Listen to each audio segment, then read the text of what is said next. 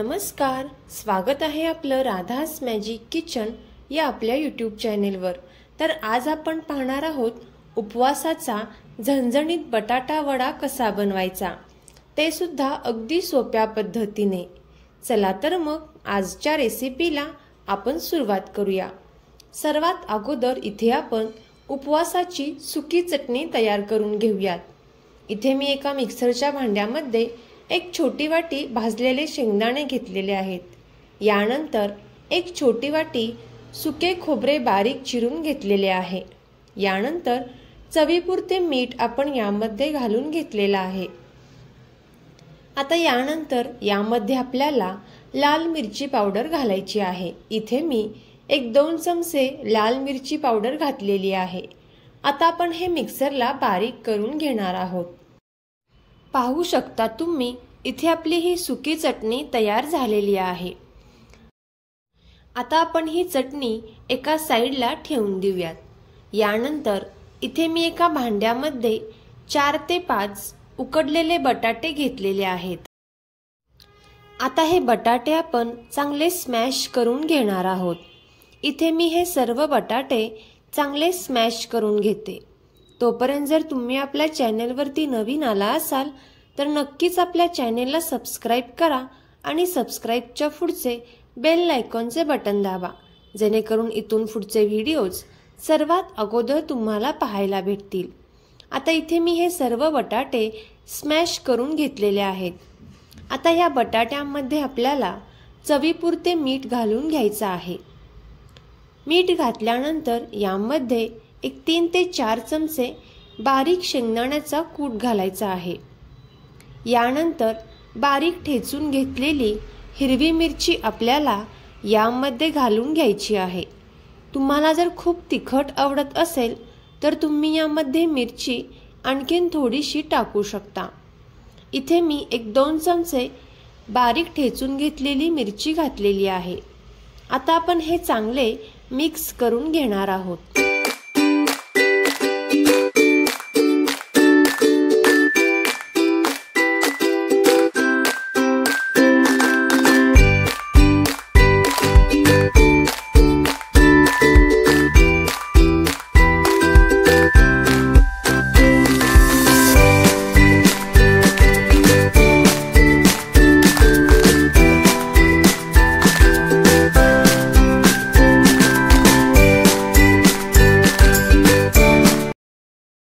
आता इथे आपण हे चांगले मिक्स करून घेतलेले आहे। यानंतर हाताला इथे आपल्याला थोडेसे तेल लावून घ्यायचे आहे आणि इथे आपण हे वडे तयार करून घेणार आहोत। तुम्ही ते तुम्हाला हव्या त्या साईजचे बटाट्याचे वडे तयार करून घेऊ शकता। इथे मी मीडियम साईजचे वडे तयार करून घेतलेले आहेत। पाहू शकता तुम्ही या पद्धतीने इथे आपल्याला हाताच्या साहाय्याने हे बटाटे वडे तयार करून घ्यायचे आहेत। आता याच पद्धतीने मी बाकीचे सुद्धा इथे हे वडे तयार करून घेतलेले आहेत। आता आपण हे वडे एका साइडला ठेवून देऊयात। यानंतर इथे मी एका भांड्यामध्ये 1 वाटी वरईचे पीठ घेतलेले आहे, म्हणजेच भगरचे पीठ घेतलेले आहे। आता आपल्याला यामध्ये चवीपुरते मीठ घालून घ्यायचे आहे। मीठ घातल्यानंतर यामध्ये आपण 1-2 चमचे लाल मिरची पावडर घालणार आहोत। तुम्हाला जर थोडं जास्त तिखट हवं असेल तर तुम्ही आणखीन 1 चमचा यामध्ये लाल मिरची पावडर ॲड करू शकता। आता आपण हे चांगले मिक्स करून घेणार आहोत। आता इथे हे मिक्स करून झाल्यानंतर यामध्ये आपल्याला पाणी घालायचं आहे। ज्या वाटीने आपण वरईचे पीठ घेतले, म्हणजेच भगरचे पीठ घेतले, त्याच वाटीने इथे आपल्याला अर्धी वाटी आणखीन वर थोडेसे पाणी इथे आपल्याला घ्यायचं आहे। इथे आपण पाणी हे हळूहळू घालायचं आहे। एकदम पाणी आपल्याला यामध्ये ओतायचे नाही, नाहीतर हे पीठ पातळ होऊ शकते आणि वडे छान असे तयार होणार नाहीत। आता इथे मी थोडे थोडे पाणी करत यामध्ये अर्धी वाटी आणि वर अगदी थोडेसे पाणी यामध्ये घातलेलं आहे।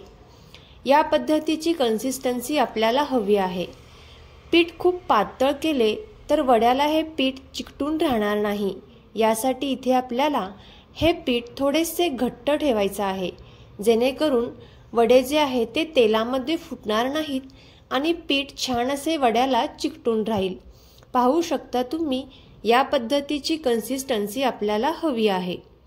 आता इथे आपण सोडा वापरणार नाही आहोत, तर इथे मी एका तडका पॅनमध्ये 1 चमचा तेल चांगले गरम कडकडीत करून घेतलेला आहे आणि हे तेल आपल्याला या पिठामध्ये घालायचं आहे, जेणेकरून वड्यांना छान असा कुरकुरीत आणि खुसखुशीतपणा तयार होईल।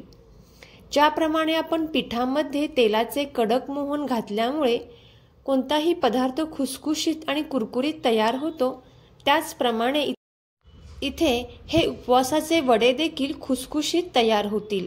आता इथे मी सुरुवातीला 2 वडे या पिठामध्ये घातलेले आहेत आणि एका साईडला इथे मी एका कढईमध्ये तेल गरम करण्यासाठी ठेवलेलं आहे। आता इथे आपण हे वडे हाताने या तेलामध्ये सोडायचे आहेत। तुम्ही जर एका चमच्याच्या सहाय्याने वडे तेलामध्ये सोडलेत तरी सुद्धा चालू शकेल। आता इथे आपल्याला हे वडे छान असे तळून घ्यायचे आहेत।